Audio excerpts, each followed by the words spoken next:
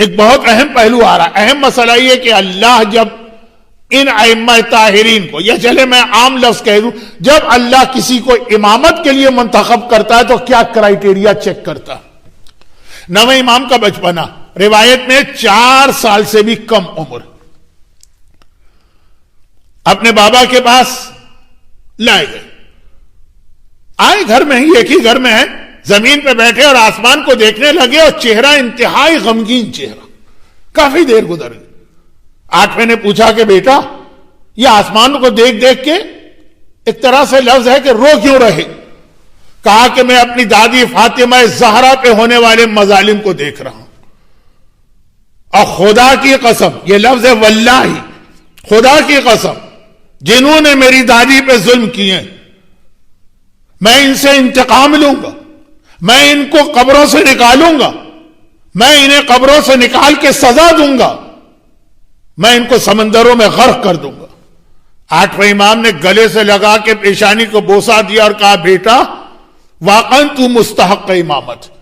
اب باپ اور بیٹے کے جملے کی ضرورت نہیں تھی، ایک ہی نور کے ٹکڑے، مگر بتایا جا رہا کہ اللہ کے یہاں امامت کے کرائیٹیریا میں جہاں علم شامل ہے، عصمت شامل ہے، وہاں پہ یہ بھی شامل ہے کہ فاطمہ زہرا پر ڈھائے جانے والے مظالم کا بدلہ اور انتقام، جو ہر امام کی تمنا تھی اور امام زمانہ آ کے اس کو پورا کرے گا.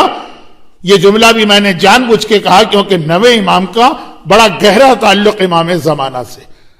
شہزادی کونین کے مظالم پر، ظالموں سے بدلہ لینے کا جذبہ، نواں امام، ہر امام کے پاس یہ جذبہ مشترک. نویں امام کے ذریعے سے بہت کھل کے یہ بات اس لیے آ گئی کہ اصل میں ہمیں امام زمانہ کے مشن کے لیے اللہ تیار کرنا چاہتا. جناب ماریہ پیغمبر اسلام کی آخری بیوی، شہر مدینہ میں ہم بیٹھے، جناب ماریہ کی قبر کے قریب، حاجتیں پوری ہونے کی اہم ترین جگہ. نویں امام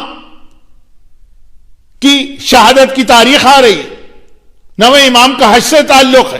یہ حج میں ماریہ قبطیہ کہاں سے آگئے؟ وہ ایسے آگئے کہ جناب ماریہ قبطیہ اور نویں امام کی والدہ کے حالات میں بہت ہی مماثلت ہے.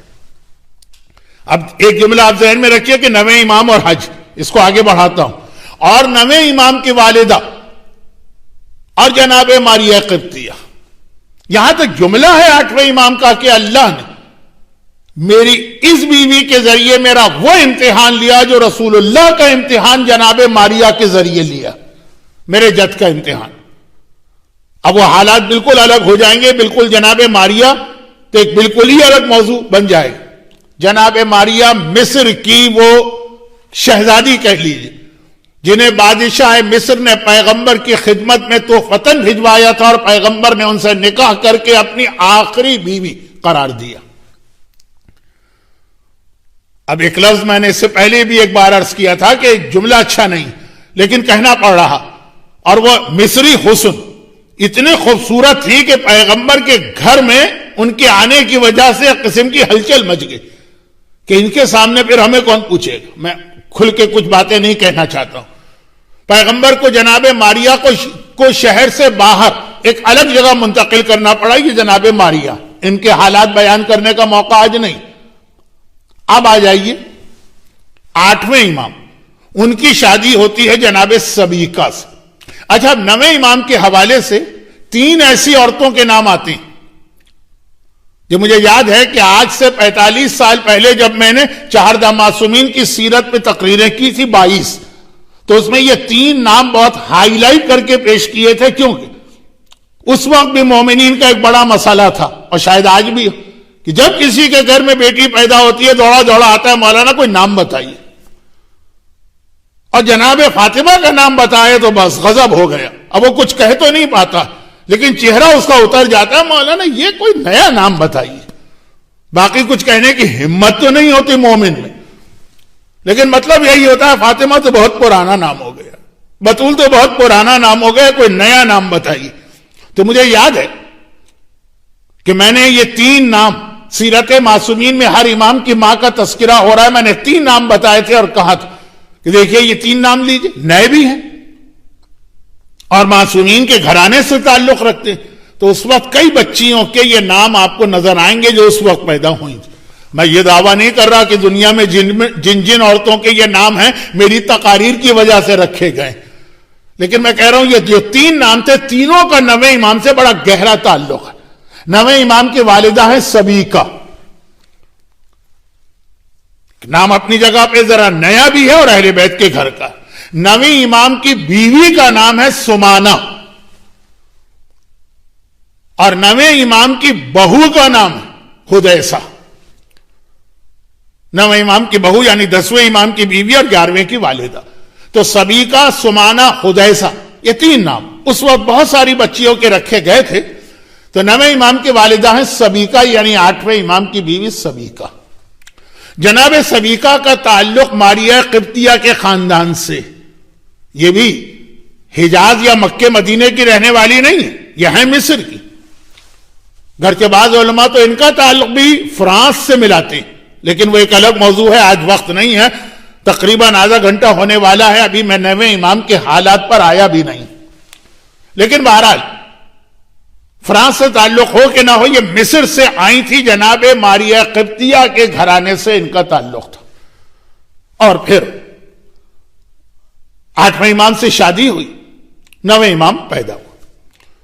اچھا، 9ویں امام کی بیوی جناب سمانہ، ان کا تعلق بھی ایک بہت اہم گھرانے سے، جناب عمار یاسر کا گھرانہ، اسلام کا ایسا وفادار گھرانہ جن کے والد یاسر شہید ہوئے مکے میں، جن کی والدہ سمیہ شہید ہوئی، جنہیں ابو جہل نے برچی سے شہید کیا. اور خود جناب عمار معاویہ کی فوج کے ہاتھوں جنگ صفین میں جب شہید ہوئے تو ایک بہت بڑے طبقے کی نگاہ میں، مسلمانوں میں ایک گروپ تھا جو نیوٹرل بیٹھا تھا، ان کی شہادت پہ مولا کے ساتھ آ گئے، کیونکہ حدیث ہر ایک کو یاد تھی کہ اے عمار ایک باغی گروہ تجھے قتل کرے گا. اب یہ سارے نام ایسے ہیں کہ میں پھسل رہا ہوں، اپنے موضوع سے واپس آتا ہوں. بہت ہی عظیم خاندان ہے، بہت ہی اہم خاندان. یا آل یاسر، جب جناب سمیہ کو ابو جہل مکے میں کوڑے مار رہا تھا اور پیغمبر وہاں سے گزرے تو دیکھ کر کہا تھا کہ اے یاسر کے گھرانے، اللہ نے تم پر جہنم کی آگ کو ہمیشہ کے لیے حرام کر دیا. ایک ہی جگہ پر بیوی کو زمین پہ باندھ کے کوڑے مارے جا رہے، شوہر یعنی عمار کے والد یاسر کو دوسری جانب، ایک ہی جگہ پر. خیر، اس خاندان سے تعلق رکھنے والی جناب سمانہ کی شادی 9ویں امام سے ہوئی. تو 9ویں امام کی والدہ بھی بہت اہم ہے، 9ویں امام کی بیوی بھی بہت اہم ان کا رول.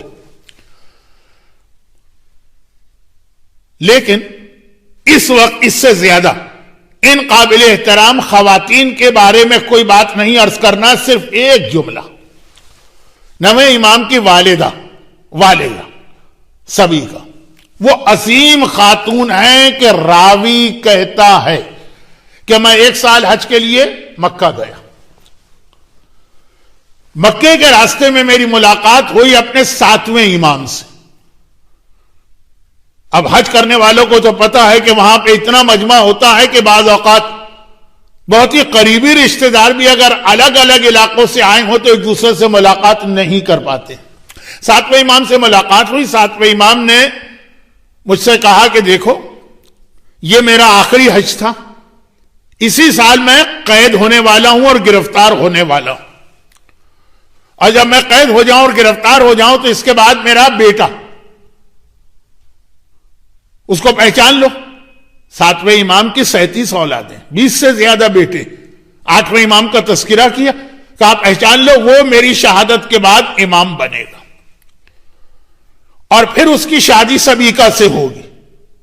اور اگر تمہارے لیے ممکن ہو تو میرا سلام میری اس بہو سبیکہ کو پہنچانا. 7ویں امام اپنا خصوصی سلام جناب سبیکہ نوبیہ تک پہنچا رہے ہیں. کچھ وہ مزہ نہیں آ رہا ہے جو پیغمبر اسلام اور جابر کے واقعے کا ہے کہ پیغمبر نے جابر سے کہا تھا کہ جابر، جب تمہاری ملاقات میرے 5ویں بیٹے سے ہو، 5ویں امام سے، جو مسجد میں بیٹھے، جابر مسجد میں بیٹھے رہتے تھے، پیغمبر نے نام لیے پورے 12 کے، جب 5ویں کا نام لیا تو کہا اسے میرا خصوصی سلام پہنچانا. یا پیغمبر کا سلام جابر کے ذریعے سے 5ویں امام کے لیے ہے، اور یا پھر 7ویں امام کا خصوصی سلام سبیکہ خاتون کے لیے. یہ ہے ہمارے 9ویں امام کی والدہ. لیکن ہوا کیا کہ جب 9ویں امام کی ولادت ہوئی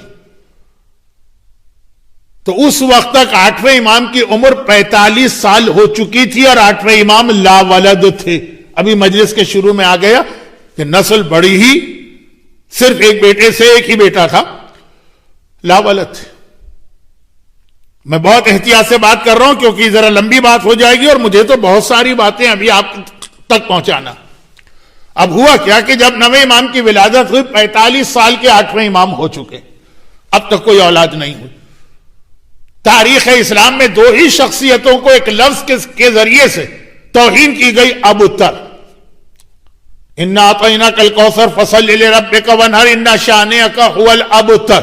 ایک رسول خدا کو ابتر کہا گیا کہ آپ لا ولد، اور ایک 8ویں امام کو ابتر کہا گیا کہ آپ کی تو کوئی اولاد ہی نہیں.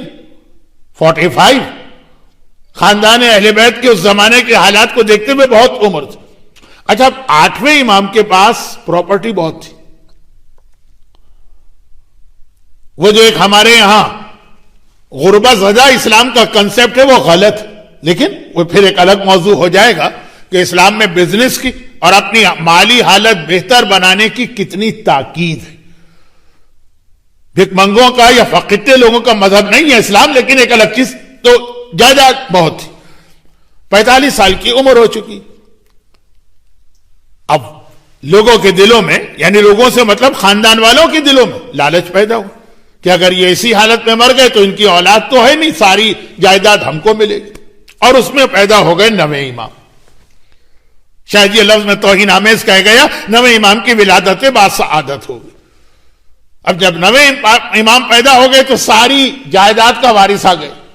اب جو امیدیں لوگ لگا کے بیٹھے تھے، ہمیں اتنا ملے گا اور اتنا ملے گا اور ہمارا اتنا حصہ بنے گا اور اتنا حصہ بنے گا، سب امیدوں پہ اوس پڑ گئے. اب ایک جملہ میں بہت احتیاط سے ڈرتے ڈرتے کہہ رہا ہوں، یہ 9ویں امام کے حالات بھی ہیں لیکن توہین نہ ہو جائے. پروردگار نے ائمہ طاہرین کے حوالے سے ایک طریقہ رکھا، سب نور کے ایک نور کے ٹکڑے، لیکن جسمانی اعتبار سے ان کو مختلف بنایا. کسی کا قد زیادہ ہے، کسی کا قد کم ہے، کوئی بہت دبلا ہے، کسی کا جسم بھاری ہے، تاکہ خالی فزیکل خصوصیات کی وجہ سے لوگ کسی کے ایمان کا فیصلہ نہ کریں. یہ دبلا پتلا آدمی جو ہے، اس کا مطلب یہ ہے کہ بہت کم کھاتا ہے، بہت کم کھاتا ہے تو مومن بعمل ہے. ایک جملہ مجھے ولادت کی محفل میں کہنا چاہیے، شہادت کی مجلس میں اچھا نہیں لگ رہا ہے. میرا بچپنا رضویہ سوسائٹی میں گزرا ہے.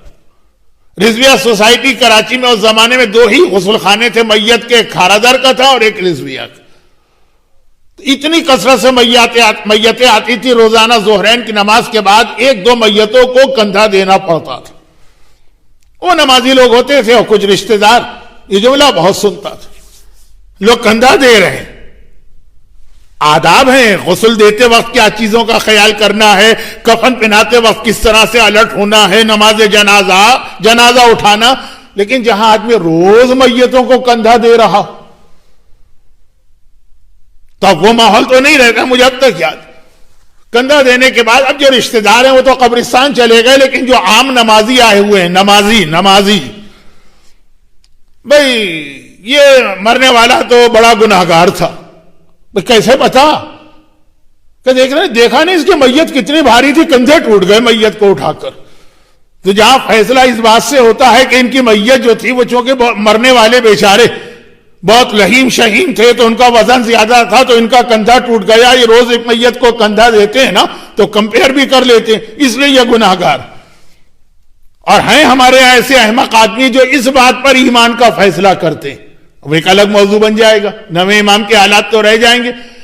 اللہ نے خود ائمہ طاہرین کے ذریعے سے بھی یہ غلط خیال کو ختم کیا. چنانچہ ائمہ میں قد کے اعتبار سے بھی، جسم کے اعتبار سے بھی 7ویں امام قید خانے کے بعد کتنے کمزور تھے. 8ویں امام ظاہری اعتبار سے کہہ رہا ہوں کہ توہین نہ ہونے پائے، جسم کتنا وزنی تھا. یہ ساری چیزیں تاریخ میں ہم لوگ پڑھتے نہیں ہیں کیونکہ اچھا نہیں لگتا. نویں امام کا رنگ اپنے باپ اور ماں کے رنگ سے ذرا دبتا ہوا تھا. میں اس سے زیادہ کہنا نہیں چاہتا کیونکہ اس میں مجھے نویں امام کی توہین کا پہلو لگ رہا. تجھے توقع ہوگی نا جو آج بھی دنیا میں مسئلہ ہے، اگر کہ اب آہستہ آہستہ اس کے خلاف ایک لابی بن رہی، گورا رنگ، چمکتا ہوا رنگ، یہ آدمی بڑا خوبصورت ہے اور جس کا رنگ گورا نہ ہو بیکار. اب یہ تو آج کل تو مسئلہ بھی چل رہا ہے بلیک لائز والا. اس میں پہلے یہ بات کہنا بھی مشکل تھی، لیکن ہوا یہ کہ ایک تو ان لوگوں کو اصل مسئلہ تو وہ تھا جائیداد نہیں مل رہی ہے نویں امام کے دنیا میں آنے کی وجہ سے. رنگ ذرا سا مختلف ہے خاندان والوں سے، تو اب تہمتیں لگانے کا موقع مل گیا کہ یہ 8ویں امام کا بیٹا ہی نہیں. اس سے زیادہ میں کچھ کہنا نہیں چاہتا ہوں. مشہور واقعہ بھی ہے اور ولادت کے موقع پہ پڑھا جائے تو زیادہ اچھا ہے کیونکہ یہ نویں امام کے بالکل بچپنے کا واقعہ. یہ جناب ماریہ قبطیہ کا امتحان تھا. رسول خدا کو ماریہ کے ذریعے سے بڑھاپے میں بیٹا ملا، یا پہلی بیوی سے ملا یا بیچ کی ساری بیویاں، کسی کی اولاد نہیں ہوئی بڑھاپے میں. تو جن کے ہاں اولاد نہیں ہوئی تھی ان میں جو بہت ہی نیک تھی ام سلمہ قسم کی خاموش رہی، جو ذرا کچھ اور ٹائپ کی تھی اعتراض کر دیا یہ رسول کا بیٹا ہی نہیں. رسول کی بیوی نے نعوذ باللہ نعوذ باللہ نعوذ باللہ گناہ کیا ہے، کسی اور کا بیٹا لا کے رسول کے نام سے مشہور کر دیا. اور پیغمبر بڑے اس وقت ٹینشن کے عالم میں تھے اور ایک بہت بڑے امتحان سے گزرے. یہ 8ویں امام کا امتحان ہوا کہ جی ان کا بیٹا ہی نہیں. تہمت جناب سویکا پہ بھی جا رہی ہے، تہمت 8ویں امام پر بھی جا رہی ہے، اور پھر آخر میں اس زمانے کا جو ڈی این اے ٹیسٹ ہوتا ہے اس کے ذریعے سے ان لوگوں نے فیصلہ کروایا. اسلام میں تو وہ طریقہ غلط ہے جو ان لوگوں نے اس وقت اختیار کیا. ٹائم نہیں، 8ویں تو نہیں مانے، لیکن وہ جن کو جائیداد چاہیے تھی، جب اس ایکسپرٹ نے آ کر بتا دیا کہ یہ تو انہی کا بیٹا لگ رہا ہے، تب جا کے ان کے منہ بند ہوئے. لیکن 8ویں امام نے کہا یہ وہ امتحان ہے جو میرے جد رسول خدا کو جناب ماریہ کے ذریعے دینا پڑا. یہ ماریہ کی بیٹی سبھی کا، اللہ نے یہی امتحان میرا بھی لیا. یہ نویں امام کے بچپنے کی بات. نویں امام کی عمر ہی کتنی ہے؟ صرف 25 سال.